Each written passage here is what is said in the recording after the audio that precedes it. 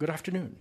Welcome. I'm Ian Lesser from GMF here in Brussels, and it's really a pleasure to welcome all of you to this very special afternoon. And on behalf of GMF, let me just say how very, very pleased we are to be able to host this event with NATO Secretary-General Jens Stoltenberg. It's actually his farewell public event in Brussels, I believe, and to hear his reflections on, well, his experience in a decade of challenges.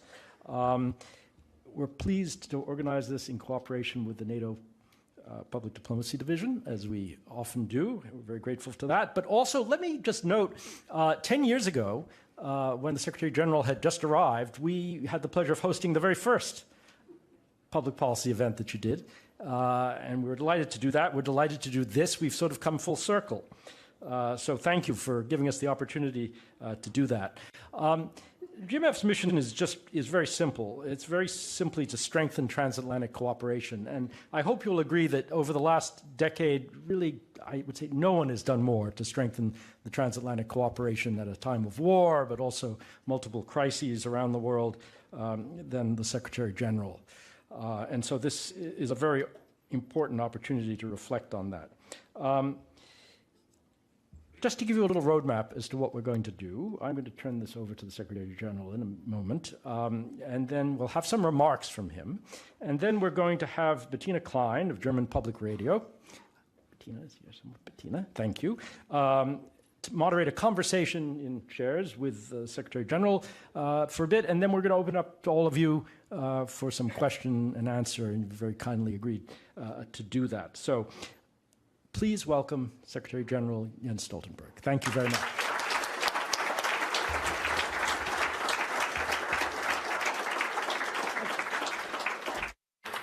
Thank you so much, Ian.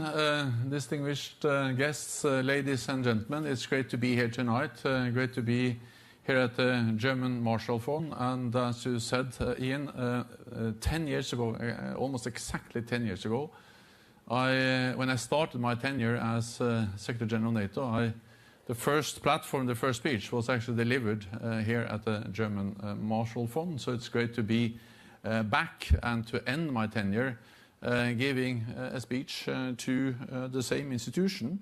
And thank you so much for the excellent cooperation we have had over these years. As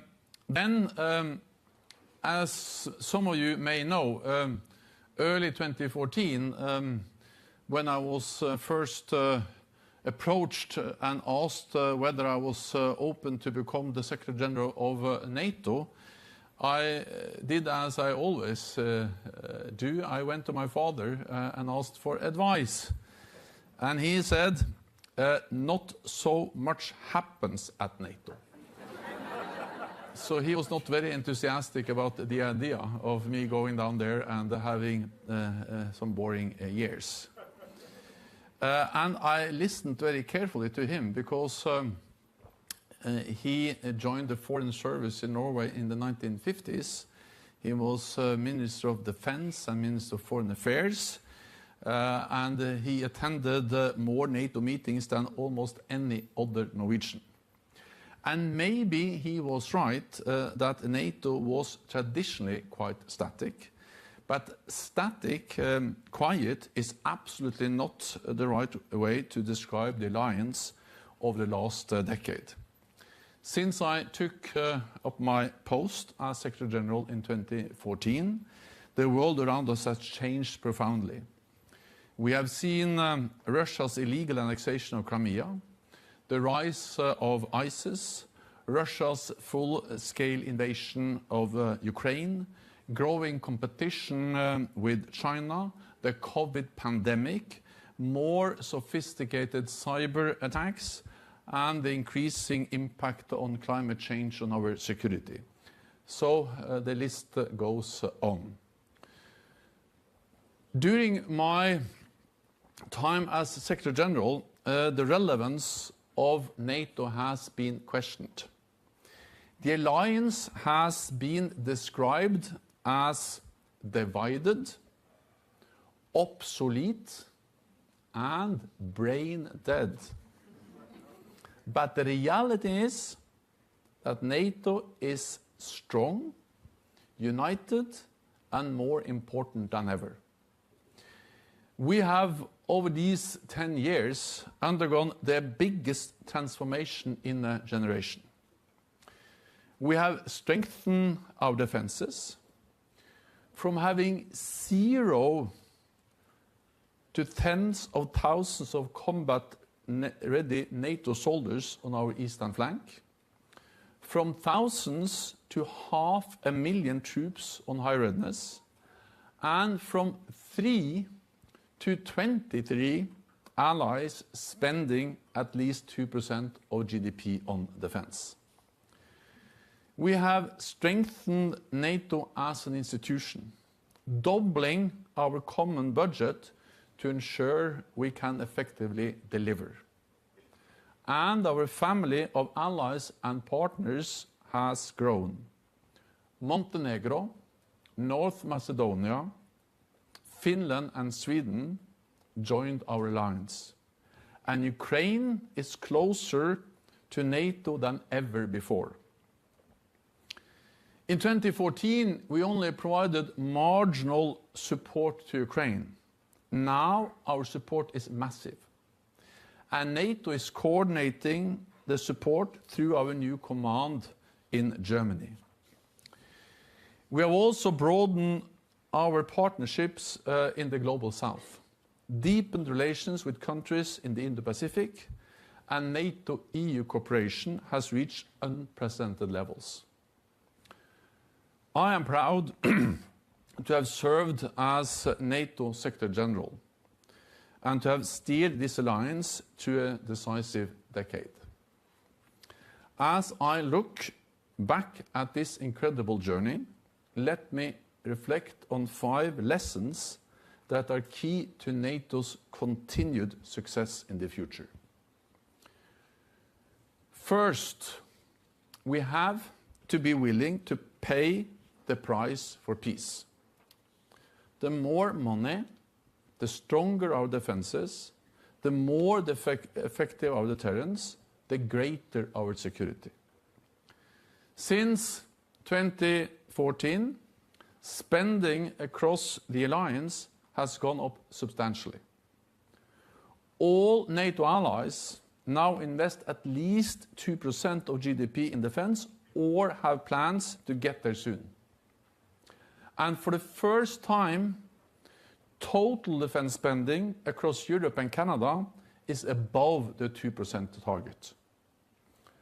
So the good news is that we have delivered on the pledge we made 10 years ago. But the bad news is that this is not longer enough. That is why NATO allies have agreed to spend at least 2% of GDP on defense. And that is why we have agreed on robust defense plans with specific capability targets that outline what each ally needs to provide in terms of weapons, forces, and readiness for our security. To meet these agreed targets, allies will have to spend significantly more than 2% of GDP on defense in the years to come. The second lesson is that freedom is more important than free trade. Not so long ago, many allies believed that buying gas from Russia was purely a commercial matter. That was wrong. Russia used gas as a weapon to try to coerce us and to prevent us from supporting Ukraine. We must not make the same mistake with China. Depending on Chinese rare earth minerals, exporting advanced technologies, and allowing foreign control over critical infrastructure weakens our resilience and create risks. Of course, we will continue to engage with China, but we must not trade short-term economic interest for long-term security needs. At the same time, and this is important, security cannot be an excuse to introduce protection measures against friends and allies. On the contrary, the more we limit trade with potential adversaries, the more important it is to preserve open economic relations among allies and ourselves. Barriers and tariffs between our countries will increase costs, reduce quality, and stifle innovation. This will undermine our security because it will undermine the strength of our economies. NATO prevailed during the Cold War, not least because we believed in open economies and competition between our countries. And remember that in Article 2 of our founding treaty, the Washington Treaty, it is stated clearly that we should encourage each other to strengthen our economic collaboration between allies. So let's take this commitment seriously. Protectionism against allies does not protect our security. The third lesson is that military strength is a prerequisite for dialogue. I know this from my time as Prime Minister of Norway. We have to speak to our neighbors, however difficult it might be. But dialogue only works when it's backed by strong defenses.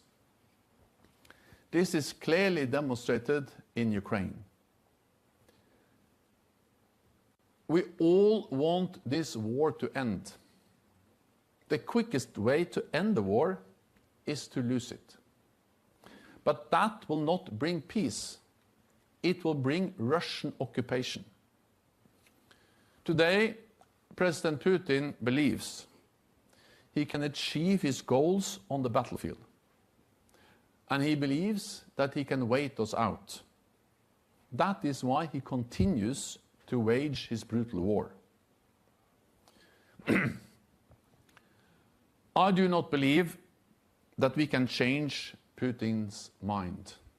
But I do believe that we can change his calculus.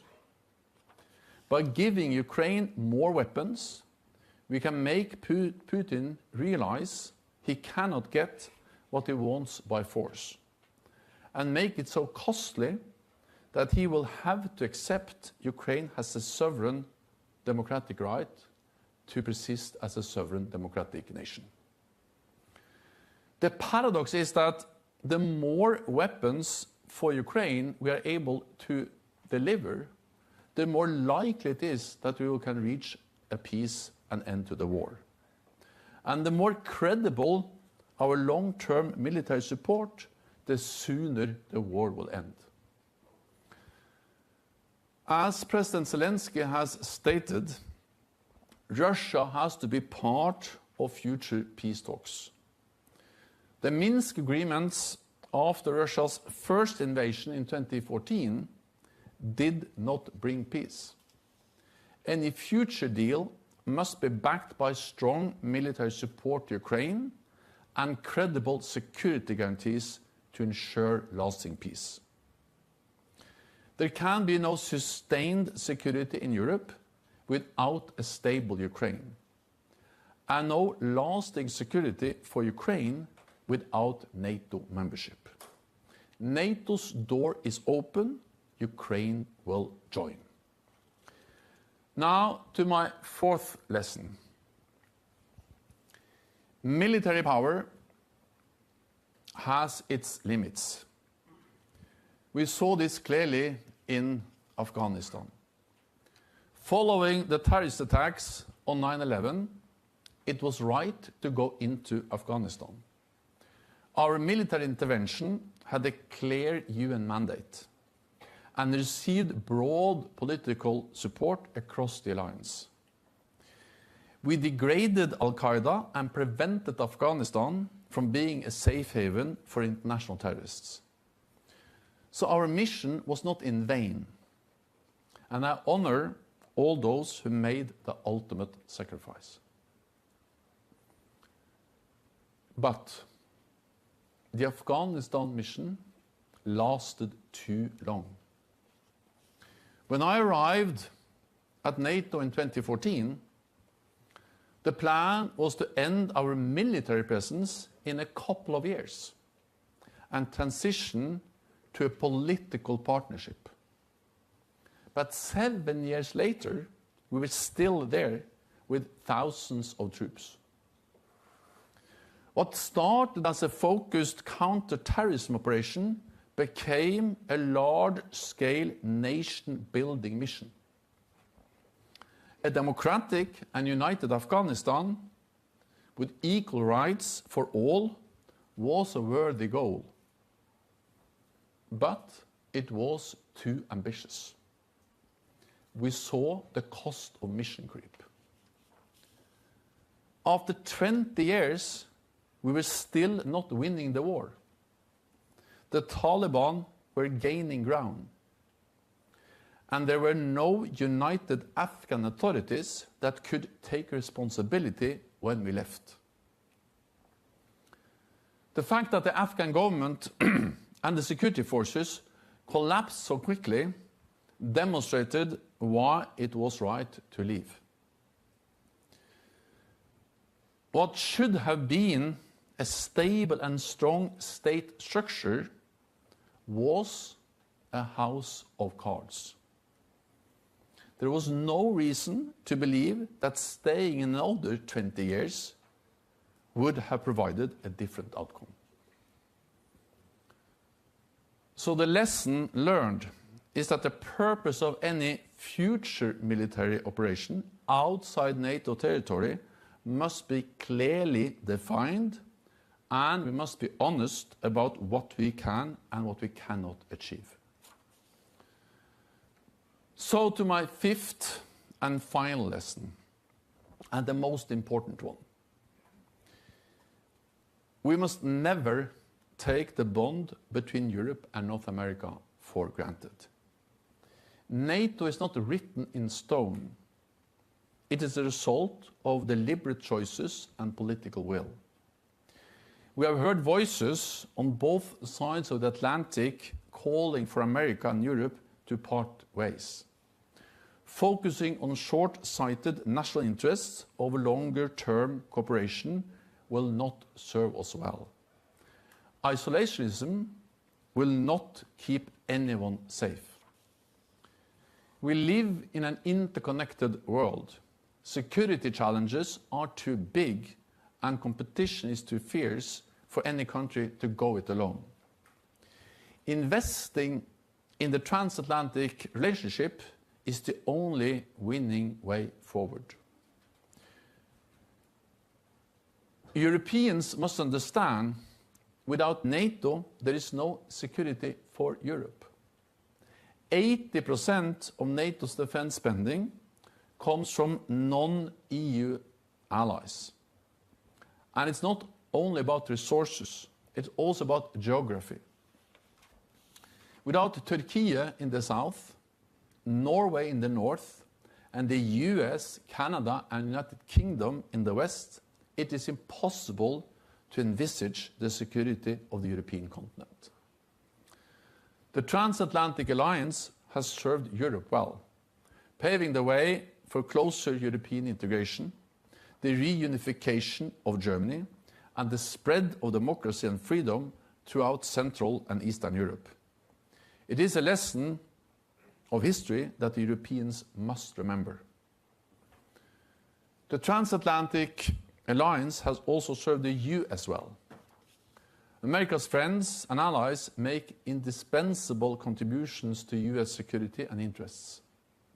NATO allies have stood side by side with the US from Korea to Afghanistan and have paid a high price. It is simply not true that Europeans are free riders. No other major power has as many friends and allies as the United States. Any policy that seeks to undermine this is squandering one of America's greatest assets. Ladies and gentlemen, when I took up this job a decade ago, I could not have imagined how much our alliance would transform. Just as I cannot predict what lies ahead. But of this I am sure. While the challenges we face may change, the answer is the same. We are stronger and safer, Europe and North America, together in NATO. Thank you.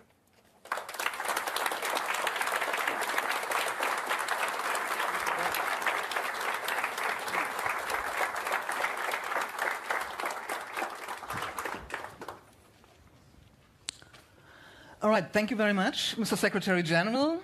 Pleasure to be here. Great that we have the opportunity to have as Ian indicated, roughly 20-25 minutes for our conversation, and we will then open up to the public. Also online, when you're watching us, you can send us your questions. We will see how many we will get in here. Before I pick up on a few of your remarks just now, this is one of the last occasions, at least, you're going to speak publicly in your capacity. So let me start with the question we are all interested in. How does it feel? It feels very strange. And to be honest, there are mixed feelings. I'm ready to go back to Norway. NATO will be in safe hands with the excellent new Secretary-General, Mark Rutte. He has the experience, he has the knowledge. He has been the Prime Minister of a coalition government, so he knows how to make compromises, which is the key to become a good Secretary-General of NATO.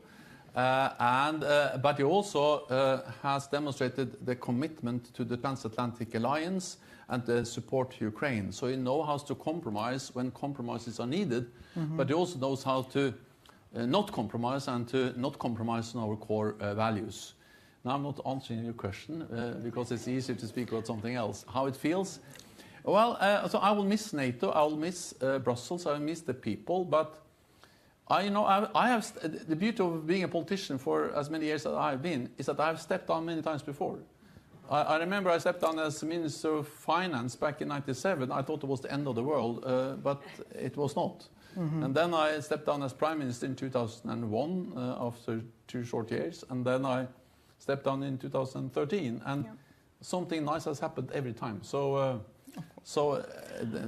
There's a bright future even for former Secretary-Generals of NATO. You quoted famously your father, not much is going on at NATO, so things changed a bit. So you quoted between obsolete and brain dead. So how difficult was it to navigate between those remarks, those times? I remember pretty well how NATO reacted then. Is it more now? I think that the best way for NATO to prove that we are vigilant, we are live, we are kicking, we are a strong alliance is actually what we do. So instead of starting a discussion about these labels that was put on us, what we did proved that that was wrong. The reality is that we have seen the biggest reinforcement of our collective defense in a generation. In 2014 we had 0 battle groups, 0 NATO combat-ready troops, these are part of lines. And now we have thousands, 10 battle groups, and thousands of combat-ready troops. We have gone from a few thousand forces on high readiness to 500,000. And again, defense spending going from 3 allies, the United Kingdom, United States, and Greece, the only allies that were at 2%. Even the Baltic countries, Poland, they were far below. So by doing what we have done, the support to Ukraine, increasing our deterrence and defense, strengthening our cyber defenses, everything we have done over these years, and then also 4 more members of it. If we were so bad, why would all these countries like to join? So I think just the action speaks louder than words. So instead of engaging in the discussion about these labels, we just demonstrated by what we did that we are vigilant, strong, and fit for the future. That sounds to me you are quite proud of what you have achieved during the last 10 years. Let me pick up on a few things you said. and what you labeled as the most important lesson, this was the last one actually, we never can take the bond between US and NATO for granted. You said we have to invest into the transatlantic relationship. What does it mean specifically beyond the finances? Or is it about the money, about expenditures, capabilities? What do you mean specifically? I mean both finances, capabilities, but also politically. On the finances, I think it has been absolutely fair of the United States to criticize European allies for not investing enough. And we have to remember that this has been a consistent message from presidents actually dating back to John F. Kennedy. It was President Obama that was the president when he actually made sure that we were able to agree at the NATO summit in Wales in 2014, the commitment to go to 2%. Then President Trump was also very clear on this message, as you may remember. And then President Biden has conveyed the same message. They have used different language, but the core message has been the same. And of course, when I say invest in our transatlantic security, I mean that Europeans and Canada have to show that we are willing to carry our part of the burden. And the good news is that's exactly what the Europeans and Canada now are doing. But it's more than that. It's also to understand the political relationship, the idea that we have to be together, not create competing structures that will overlap and duplicate NATO.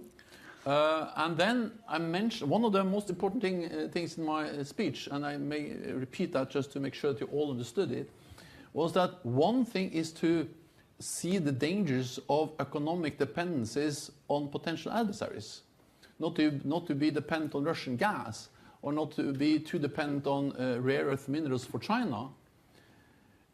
But a totally different thing is to introduce economic barriers against friends and allies. That's quite right. That was another point you mentioned. I wanted to ask. The point is that to invest in our transatlantic bond is about defense budgets, but it's also about not creating competing structures, and it's about understanding that integrating our economies, but also with friends like Japan, South Korea, Australia, New Zealand, others, will actually strengthen us, and the opposite will weaken us. So that's important. Yeah, that's investing. That brings me to your first lesson. You mentioned we have to pay the price for peace. That goes in the same direction, I guess. I mean, I remember very well the discussions in my country, Germany, how difficult it was to come to 2%. You just said that's the bare minimum. We have to go further. Besides the capabilities, do you have a benchmark in mind, a figure that should be reached, and in what terms do you think? Well, also what we have agreed in NATO is, because in Wales in 2014 we agreed that we should strive to move towards 2%. Correct. So the way 2% was formulated was like a kind of a ceiling, something we should strive to move towards. Then, after some years, we realized that that was not enough. So then, last year in Vilnius, we changed the language and said that 2% is a minimum. So we changed 2% from a ceiling to a floor. Yeah. I stress this because what I don't like is people who leave an organization and suddenly they say something totally different to what I've said all the years they've been there. There is a consistency between what I said now and what I've been working for over these years, but I stress now even more the idea of also the need to go beyond 2%. But then the other thing is that we have agreed these new defense plans. And that's about specific capabilities, how many tanks, how many battleships, how much readiness, how much ammunition we should have in stocks and so on. It's very hard to put a price on this because, for instance, readiness depends on, wages, national costs. So each and every ally has to estimate the cost. But it's obvious when you look at allies that it's significantly more than 2%. So I'm not able to give you 2 point something or 3 or something, but I'm only saying that when you look at the language minimum and we compare that with the capability targets we have agreed, it's obvious that it's significantly more than 2%. I mean, some pay already more. That's quite clear. Yeah. Many do. More and more allies pay. What do you expect? How smoothly will this go? I mean, politicians always argue they have to You know, they have to take account the public opinion, not only in Germany, but also in this country. How do you think the audience, the public, should be convinced to spend more, maybe much more than 2%? So first of all, I would like to defend the politicians. They're not so bad, and they are right when they say this is difficult. And I have been a politician for decades, and I understand that it's very easy to be in favor of more money for defense. That's the easiest thing in the world.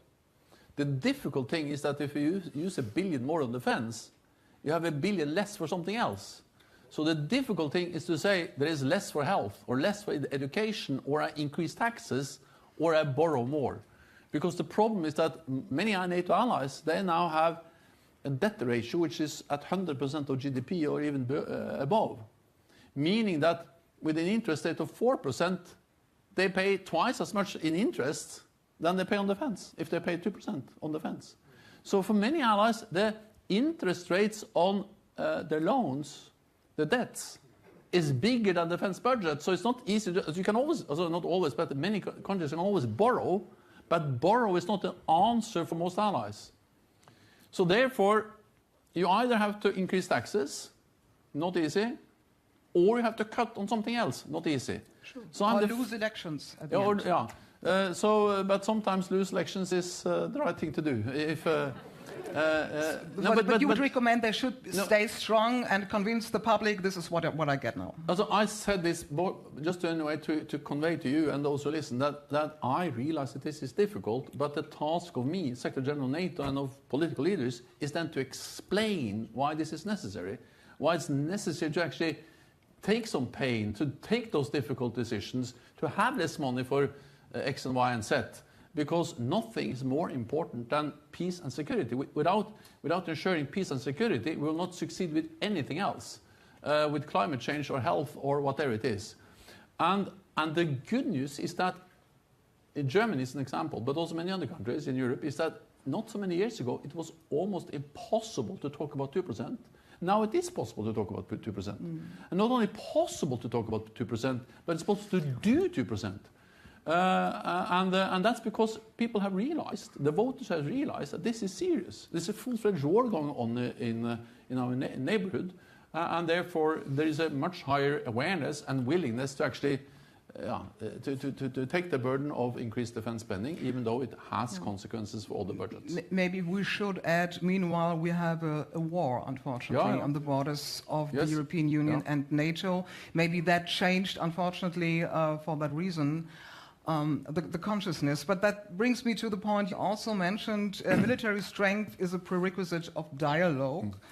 You said something similar 10 years ago with GMF when you had your first speech here.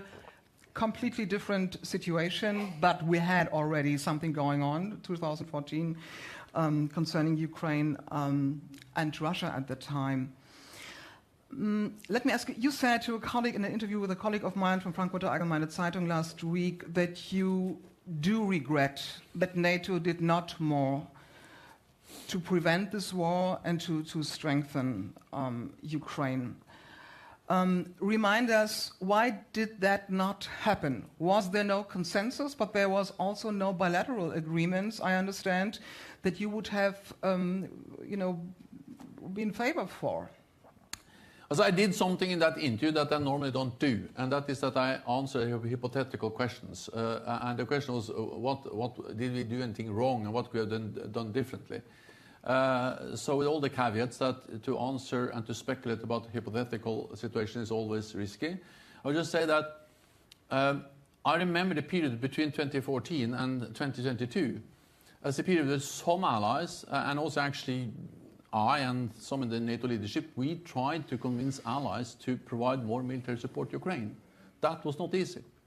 Neither to get agreement as NATO. We did some capacity building, some training. Some allies, the United States, the United Kingdom, and Canada actually, had some training activities. I remember one of my first visits to Ukraine.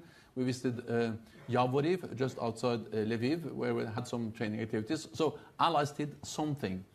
But what we did was not big enough, not large enough to really make a difference.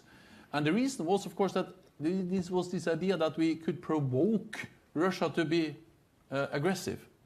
Well, we didn't do so much, and Russia was very aggressive.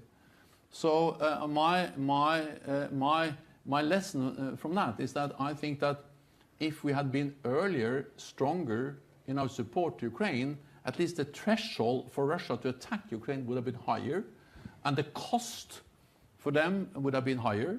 And at some stage, Russia must understand that the cost of continuing this war is too high, so they have to sit down and agree a lasting peace arrangement. So, well, my answer is that, yes, we could have done more, allies and NATO. I think the reasons why we didn't do more, we did something. I know no other countries did more than NATO, but we could have done even more, was partly that maybe allies are not fully aware of the risks of a full-scale invasion, and partly, now we speak 2014, 15, 16, also we were very aware of that like 21, but in the first years after 2014. And partly there was this idea that this could provoke, When we change perspective, some people might argue on another political spectrum, could have NATO done more to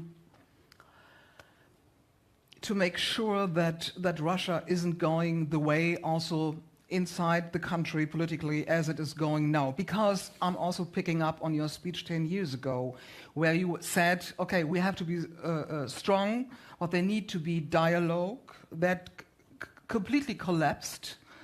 Would you say that there was also kind of a mistake on NATO's side when we watch from this perspective?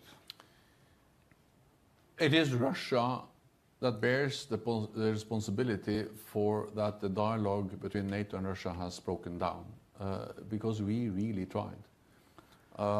We tried in the 1990s, and we had some progress. We were able to agree this NATO-Russia Founding Act, kind of the framework for our dialogue.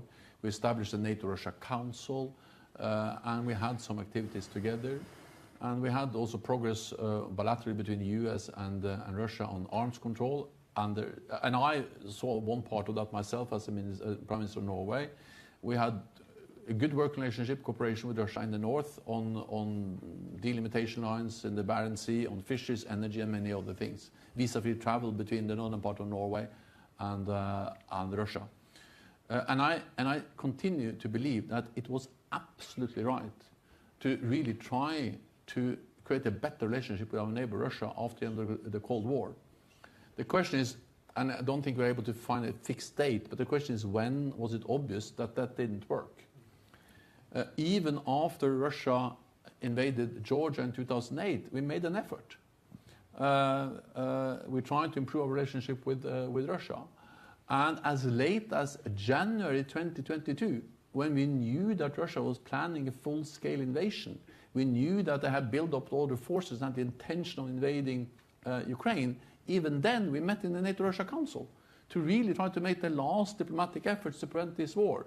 So we have really tried to engage Russia politically and to develop the political dialogue. But of course, when they have a full-scale invasion of a neighbor, responsible for killing thousands of people, bombing cities, civilian infrastructure, then of course the room for meaningful dialogue has almost disappeared.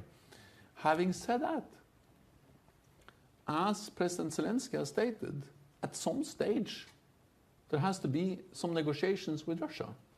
And he has said that Russia needs to be part of a peace process. Because it's with your enemies you need to find solutions. At the end of the day, you don't like them, you can think they are aggressive, but still you need to find. And under which preconditions? Make one example, please. What do you mean, which conditions? Negotiations with Russia? No, first of all, I think it's for Ukraine to decide what are acceptable conditions. Second, what I strongly believe is that, President Putin has the ambition of controlling Ukraine. He doesn't recognize Ukraine as a sovereign independent nation, even though Russia has signed on that many times, including the Budapest Memorandum, where Ukraine gave up their nuclear weapons. Russia, many other countries signed on guarantees for the territorial integrity of Ukraine, violated that, and tried to take control of Ukraine. So I don't believe that President Putin would change his mind on Ukraine. But I think we can change his calculus, because there is a limit for how high price is willing to get that. And therefore, military support to Ukraine is not a guarantee, but it maximizes the likelihood for convincing President Putin that he has to sit down and agree a peace arrangement with Ukraine, where Ukraine prevails as a sovereign independent nation. And then it's for Ukraine and Russia to negotiate. Our responsibility is to enable the Ukrainians to send that message that he cannot win on the battlefield, the price will be too high. Then that's the first step, to agree some kind of arrangement. Yeah. The second thing is that when that is agreed, it is important that that's the real end. Because you have to remember that the war didn't start in February 2022. The war started in 2014. Thousands of people have been killed from 2014 to February 2022. First, Russia took Crimea. We said that was unacceptable. Then they waited for some months and they went into Eastern Donbass, took Eastern Donbass. We said that was unacceptable. Then we had the Minsk I agreement that ended the fighting. Then Russia, it lasted for some months. Russia violated the Minsk I delimitation line or ceasefire line. So it's ceasefire line.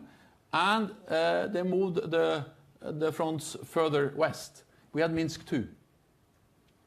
That lasted for less than 8 years. And then we had the full-scale invasion. And now maybe Minsk III? Also, the thing is, we cannot have Minsk III. This agreement has to be a credible agreement. So the question, since we cannot trust the signature of these people because they have broken their promises so many times, Budapest Memorandum, Minsk I and Minsk II, then we need something that underpins such a peace agreement. And that's two things. One is to arm the Ukrainians so they can deter future Russian aggression. Also, what we didn't do from 2014 to 2022 is significantly arming the Ukrainians. That must happen this time. Also, what didn't happen between the Minsk agreements and 22 was that we didn't give enough weapons to Ukraine. This time we have to enable them to deter future Russian aggression. The other part is security guarantees. And then we can, again, discuss exact how those security guarantees are formulated and the framework. But at the end of the day, has to be some kind of guarantees from the big NATO powers, the United States. And then that's NATO membership, Article 5. And therefore, NATO membership is actually a means to get a lasting, credible peace in Ukraine. Okay. Thank you for that point being made. Many follow-up questions from my side, but I would like to open this now for the public. So whoever, please introduce yourself briefly and ask your question. The gentleman in the first row. Kurt Geisert, I'm one of the guides in the House of European History. It was fascinating to listen to you. When Axel Wernhoff stopped as Swedish ambassador to NATO some months ago, I asked him the question, Axel, do you write a book now? Can I ask you the same question? Yeah, and I used to say no, but now I started to say yes. I will, when I come back to Norway, I will start to work on something that may end up becoming a book, yes. Okay. So we have a journalist colleague, Lily Bayer. Somebody has given me, sorry. We need a micro. Thank you so much, Secretary General. I had a question on your last point on NATO membership for Ukraine.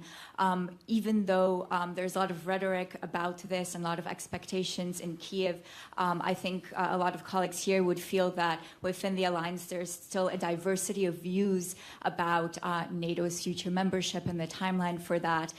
So what would be your advice for the allies moving forward? How can they handle these high expectations from Ukraine and avoid disappointments and confusion or the dynamics of Bucharest? Thank you. While we are waiting for a final decision on an invitation for Ukraine to join, the most important thing we can do is to prepare them and to move them so close as possible to NATO membership. And that's exactly what we are doing. We have agreed this big package of working more closely with them to create what we call interoperability, to ensure that the Ukrainian forces are fully interoperable, have the same doctrine standards as NATO.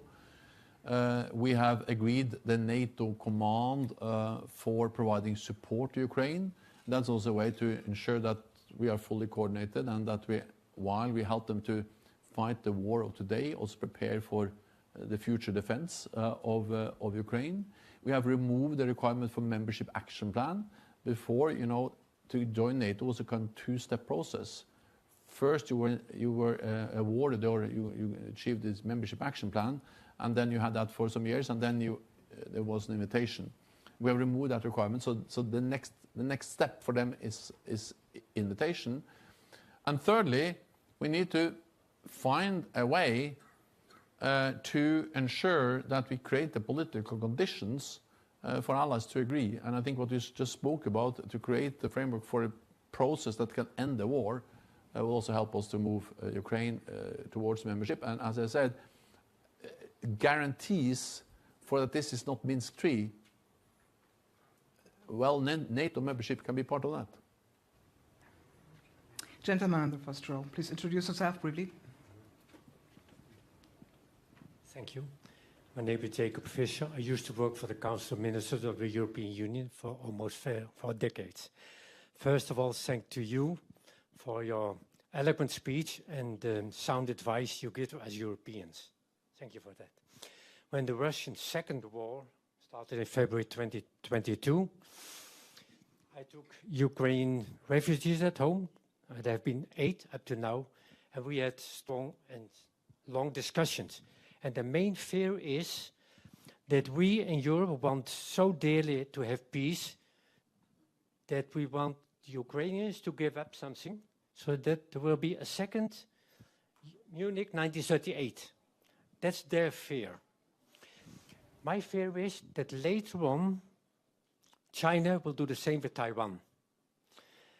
And we in Europe do not want to defend that country, that we want to leave it to the United States. What are your views on this? Thank you so much. Again, I think it's important to distinguish between what kind of responsibilities we have. It is for the leadership and the people of Ukraine to decide what are acceptable conditions for an agreement. And that will be a difficult decision for them to take. And I will not in any way try to make that decision for them. What I can do and we can do and NATO can do is to put them in the strongest possible position when they are making that decision. And again, what we know with certainty is that the stronger they are militarily, the more likely it is that President Putin has to realize that he will not win on the battlefield. And I know that some are concerned, and the situation on the battlefield is difficult. But we have to remember where this war started. When the war started, most experts told us that Kiev would fall within days and Ukraine within weeks. The Ukrainians have liberated 50% of the territory Russia occupied in the beginning of the war. They have been able to open up a corridor in the Black Sea. They sank the flagship Moscow and many other Russian ships. And they are inflicting heavy losses on the Russian forces. So the Russia is paying a high price. We must maximize that price to maximize the likelihood for Russia to change their calculus. We have a question from the lady in the second row. Thank you. Marie Vassiliou, Greek newspaper Tanea. During your tenure, you have witnessed, you have experienced quite a few ups and downs in the Greek-Turkish relations. A few years ago, we reached a crucial point. I would like to ask you first, how did you navigate through those crucial moments? And secondly, if you were to draw a 6th lesson tailored to Greece and Turkey, what would you say? Thank you. So first of all, Greece and Turkey are 2 highly valued and important NATO allies. They contribute to our shared security, to our collective defense in different ways. and they both play an important role in NATO, and they're of course part of the decision making we make on the daily basis. When there have been some differences and some challenges in the bilateral relationship, most of that has to be solved through bilateral dialogue, and I welcome every time there are meetings, dialogue between the two countries to address these differences. Second, NATO has played, and I guess also in the future will be ready to play, a role as a platform to help to facilitate dialogue and to address the differences. And we have done that at several stages, also to address the risk of incidents of also over the Aegean Sea, at sea and in the air. We have some military lines, also structures that have been used to prevent any incidents, and NATO should continue to do that. Also I don't have a sixth lesson, but I just believe that allies should be friends. Lady there in the third row, I think. We need a microphone there. Hi, thank you very much for providing your insights so succinctly and easily for us to take with us. My question is about the European Union and its increased focus and efforts when it comes to defense, culminating in appointing a defense commissioner just a few days ago. So I'm curious, with a structure like that, do you see any clear synergies, or would they rather be competing structures, as a lot of the European countries are also NATO countries? Thank you very much. So I welcome more EU efforts on defense, as long as they are done in a way that doesn't duplicate or compete with NATO. And there is a lot EU can do. And I read that the new commissioner's main task was, for instance, to address the fragmentation of European defense industry. And that's extremely important, because the reality is that the European defense industry is not as competitive as it should be, because it's so very fragmented. And that increases costs, and by increasing cost, we are getting less weapons, ammunition for the budgets we have available. And I think EU has the instruments to address that fragmentation. But what EU should not do is to start to build alternative defense structures. For instance, an intervention force. We have the NATO intervention force. And every time European allies have asked for help, we are there, Bosnia or Kosovo or elsewhere. So I don't understand why there is a need for a different competing intervention force, not least also because that will require to be any meaningful force command and control. And the backbone of NATO is command and control. And I'm not revealing a big secret that, you know, NATO's command structure is very impressive, very strong, but we struggle a bit to man all the positions. So it will be a bit strange if the same countries are not able to send as many officers to our command structure as they should, as starting them to build an alternative structure. Also defense planning. I've seen some language indicating that the EU should start to agree capability targets. I mean, countries can only have one set of capability targets. Cannot have two. And that's NATO's responsibility, also because we represent 100% of NATO strength. The EU is 20%. So the 20% cannot define what 100% should do on capability targets or on standards. A key responsibility to NATO is to have standards. And that's one thing is about the diameter of the artillery shells, but you know, when you speak about cyber, space, then standards is extremely important and very complicated. So on these areas, it has to be one set of standards, one set of capability targets, one command structure, and that's NATO. But they have assured me many times that the plan is not to create competing structures, not to start parallel defense planning processes or capability targets. But I really wish EU all the best in overcoming the fragmentation, because that's adding the costs. Yeah.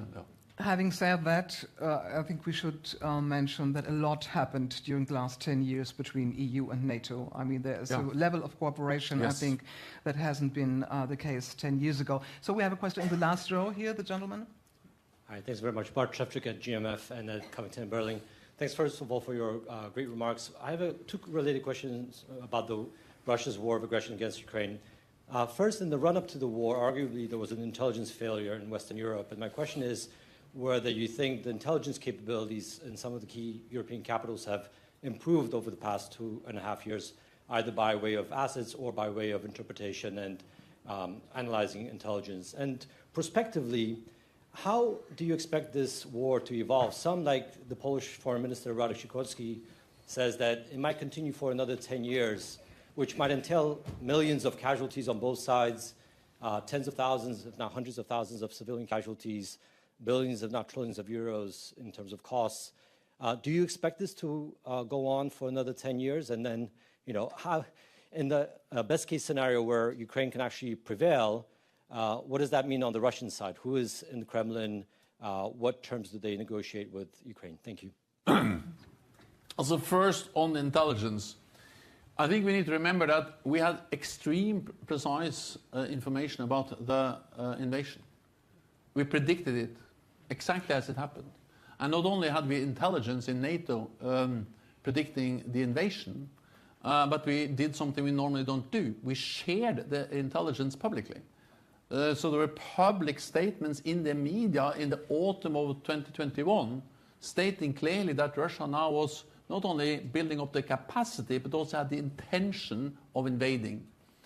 And we need to understand that it's normally easier to identify capacity than to identify intention. And among the intelligence services, I think it was a very broad agreement about the number of tactical battle groups and tanks and planes and soldiers the Russians had around Ukraine. Because then you count. It's harder to know exactly what is the intention. And it is the combination of capacity and intention that really gives you the precise picture. But the US, the UK, and NATO, we had the clear picture that we had the capacity, but also the intention of Russia to invade. So this was something that didn't. And when the invasion happened, there was no surprise whatsoever. We were shocked, but not surprised, and therefore we were well prepared. On the morning of the invasion, we did actually what we had planned for and trained for. That was to activate the NATO's defense plans, meaning giving our Supreme Allied Commander Kerr more authority to move more forces to the Eastern Part Alliance, to send a clear message to Moscow that don't try to attack a NATO ally. And we stepped up the support to Ukraine.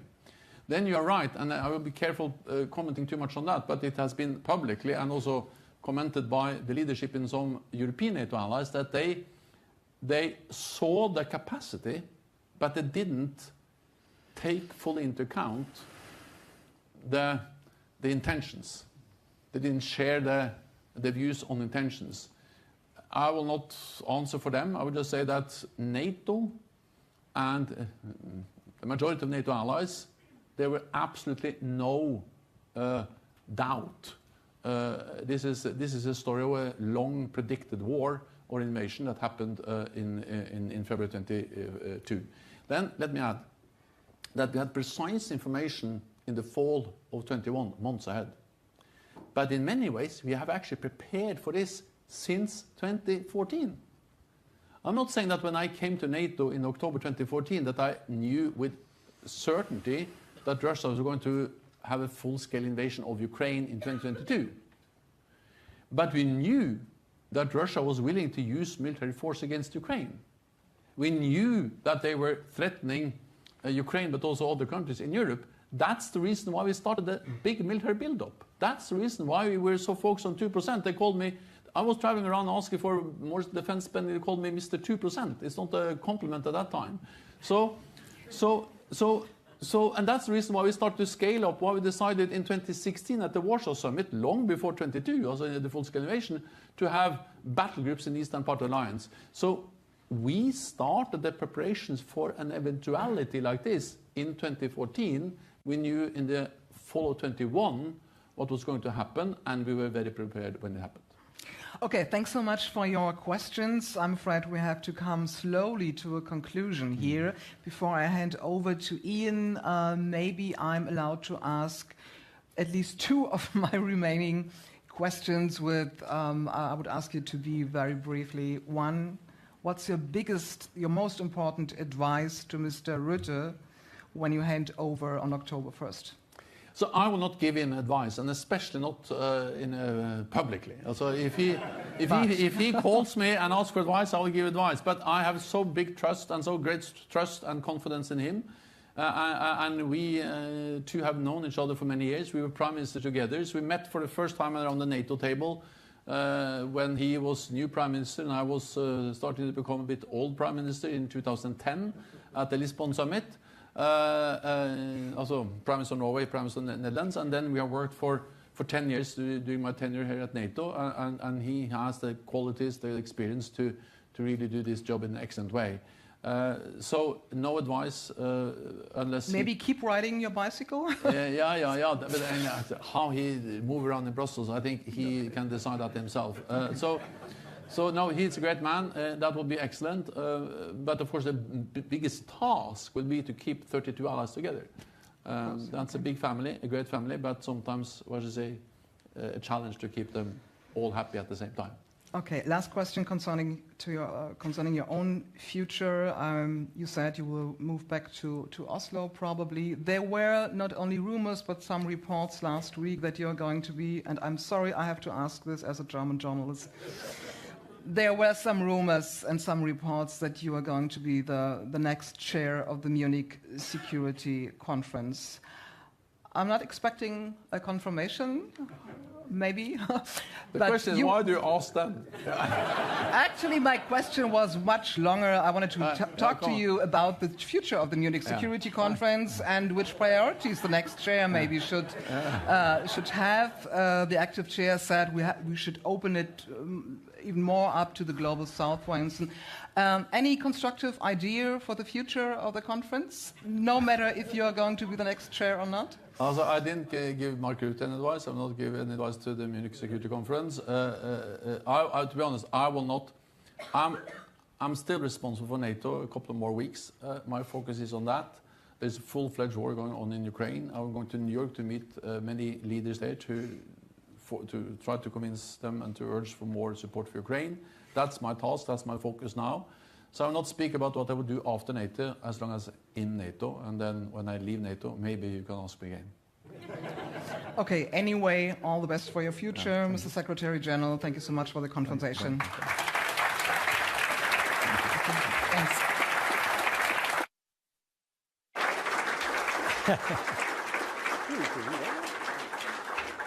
Bettina, thank you very, very much. Secretary-General Jens, if I may, thank you very, very much indeed, obviously for your leadership, that goes without saying, but also really for being with us for this extraordinarily lively conversation. If I can say, you managed to bring us full circle. When we started 10 years ago in your conversation, it was lively. This one was even livelier. And we're most grateful for that. So thank you very, very much. You're most welcome to come back and talk about the book at GMF. You're also most welcome always at Brussels Forum. Even have your advice about it as well as Munich, that's fine. But thank you for that. Let me thank again the NATO Public Diplomacy Division. We're grateful for their cooperation. Let me thank my colleagues at GMF who put all of this together. And to all of you for joining us, including those who've joined online. We look forward to having you with us again at GMF, and we invite you to a reception outside. So thank you so much again.